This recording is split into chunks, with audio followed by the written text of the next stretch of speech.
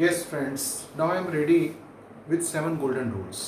तो 7 golden rules के बारे में जैसा कि मैंने अभी आपको बताया पिछली वीडियो में कि इसके अंदर सारे वो सेंटेंसेस आएंगे जिसमें एक्शन नहीं होगा और ये 7 golden rules अप्रॉक्सीमेटली 30% इंग्लिश को कवर करते हैं। तो इसको दो पार्ट में हम सीखेंगे, part 1 and part 2। Total 7 rules को पार्ट 1 एंड पार्ट 2 में बांटा गया है। पार्ट 1 के अंदर आपको 3 रूल्स सीखने हैं और पार्ट 2 के अंदर रिमेनिंग 4 रूल्स। तो 3 और 4 टोटल 7 गोल्डन रूल्स। तो आप ध्यान से देखिए, 7 golden rules for sentences without actions. Showing position, part 1 के अंदर हम क्या चीज ले रहे हैं? Showing position, location, nature, character, size etcetera.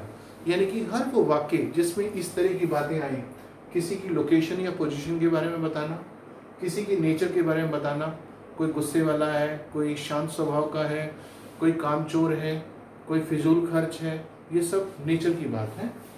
Character की बात है, वो अच्छे चरित्र का है, वो बुरे चरित्र का है, ये सब चीजें। इसको हम 3 तरह से पढ़ेंगे। एक है ये सारी बातें इन प्रेजेंट। प्रेजेंट की पहचान क्या होती है? लास्ट में है लगा होता है। तो सब्जेक्ट, इसके लिए इंग्लिश बनाने का तरीका है, सब्जेक्ट के साथ हमें इज एम आर लगाना है। फिर इंफॉर्मेशन जो बची हुई है, ये मैं एग्जांपल से समझाता हूँ आपको कि कैसे करना है। मोना इस समय दिल्ली में है, तो है से पता लगा कि प्रेजेंट की बात हो रही है, वर्तमान की बात हो रही है। पास्ट की पहचान क्या होती है? लास्ट में था, थे, थी आ जाएगा। और फ्यूचर की क्या पहचान है? कि उसमें होगा, होंगे, ये वाली टोन आएगी। वैसे अगर हम पुराने तरीके की बात करें तो हमें टेंसेस कुछ इस तरह सिखाए जाते थे जिन वाक्य के अंत में ता है, ते है। मैं वो सब चीज़ें बिल्कुल भी नहीं लूँगा। जब टेंसेस का चैप्टर आएगा मैं उस तरीके को टच भी नहीं करूँगा, मैं आपको दूसरे तरीके से बताऊँगा। पर ये क्योंकि बेसिक चैप्टर है तो मुझे आपको इस चैप्टर के लिए ये बताना पड़ रहा है कि ये पहचान का तरीका फिलहाल आप ये मान के चलिए, क्योंकि इन सेंटेंसेस के अंदर एक्शन तो है नहीं, तो हमें ये टाइम पीरियड के बारे में कैसे पता चलेगा? वो इसी से पता चलेगा। तो जिस सेंटेंस में एक्शन ना हो और लास्ट में है लगा हो, और ये कंडीशन होनी चाहिए पोजीशन दिखाने के लिए, लोकेशन दिखाने के लिए, नेचर दिखाने के लिए, कैरेक्टर्स दिखाने के लिए। तो हमें इंग्लिश बनाने का तरीका क्या है? मोना इस समय दिल्ली में है, तो पहले इसको समझते हैं कि जानकारी किसके बारे में मिली? मोना के बारे में। तो मोना इस सेंटेंस के अंदर सब्जेक्ट हो गई, क्योंकि पिछले वीडियो में मैंने आपको बताया था सब्जेक्ट का मतलब जिसके बारे में जानकारी मिले। तो जानकारी किसके बारे में मिली? मोना के बारे में। मोना सब्जेक्ट हो गया। है जो है वो डिसाइड करेगा कि हमें प्रेजेंट की टोन वाला रूल लगाना है, पास्ट का लगाना है या फ्यूचर का लगाना है।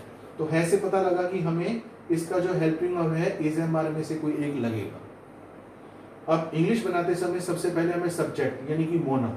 और एक छोटा सा रूल मैं आपको बताता हूँ कि कभी भी हिंदी से इंग्लिश बनाते हैं तो आप सब्जेक्ट को लेने के बाद अपने राइट साइड से शुरू कीजिए, यानी कि उल्टी तरफ से शुरू कीजिए।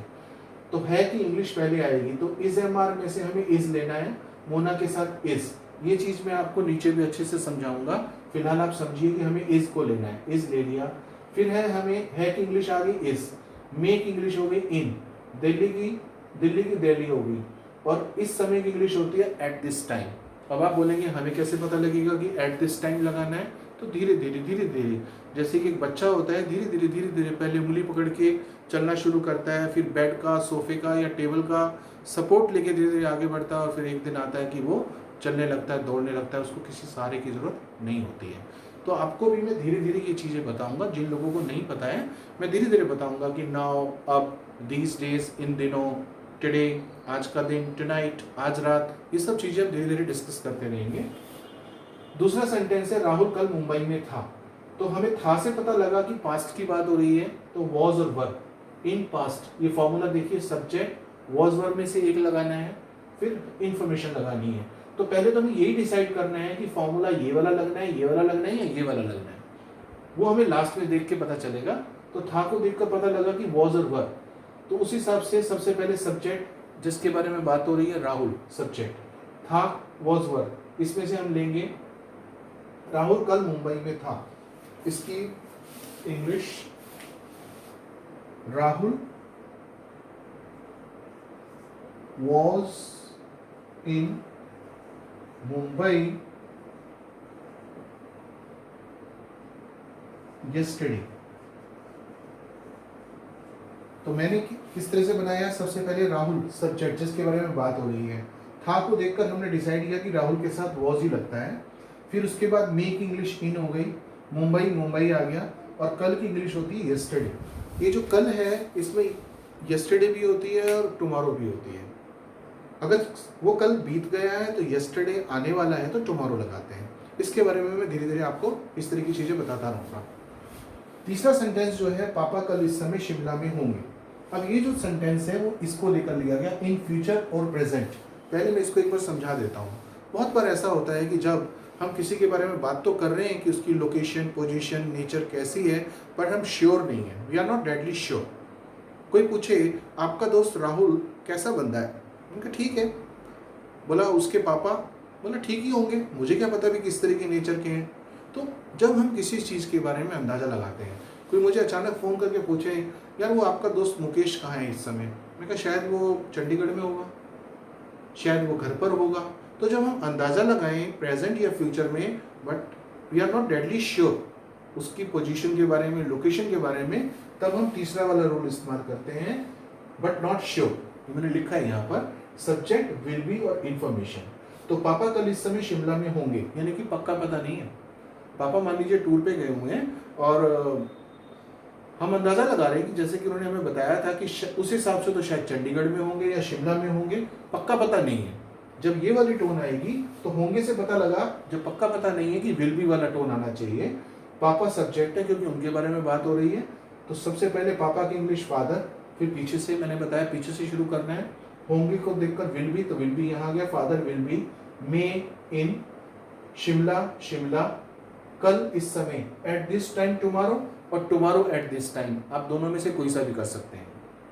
अब यहाँ पर बीच में हेल्पिंग वर्ब लगाए गए हैं, जैसे इज एम आर है, वॉज वर है, यहाँ तो चलो विल बी एक ही है, वो तो सबके साथ यही लगना है। पर यहाँ पर थोड़ा सा लोगों को कंफ्यूजन हो जाता है कि इज कब लगाना है, एम कब लगाना है, आर या वॉज वर कब लगाने हैं।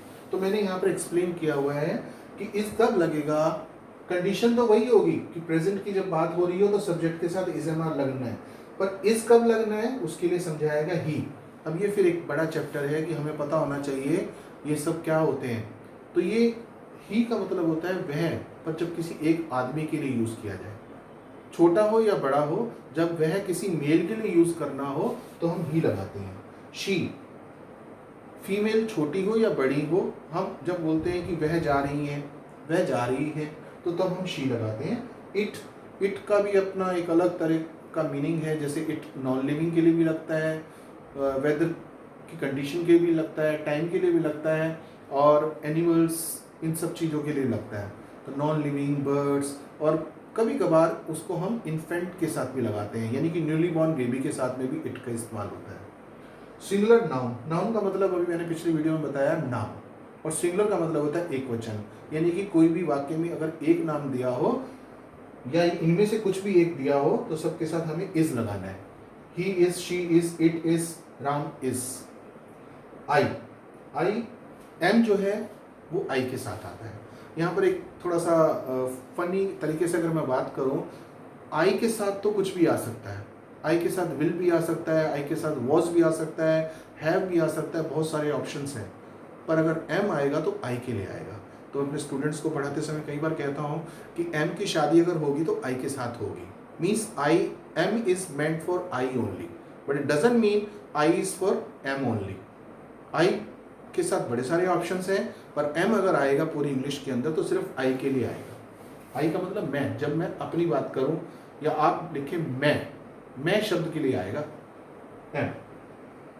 ओके, आर, यू के लिए, यू बहुत बार डाउट होता है लोगों को कि यू सिंगुलर है या प्लूरल है।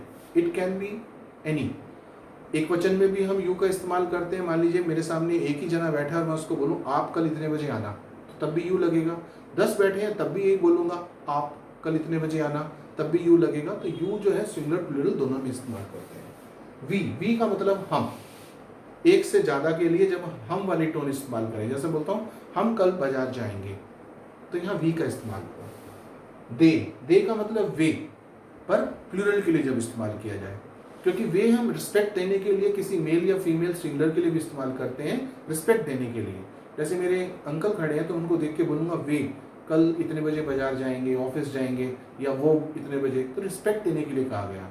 पर मैं बात कर रहा हूँ कि अगर प्लूरल की बात हो रही हो, दो लोग हों, छोटे हो बड़े हो, मेल हो फीमेल हो, तो उनके लिए दे लगेगा।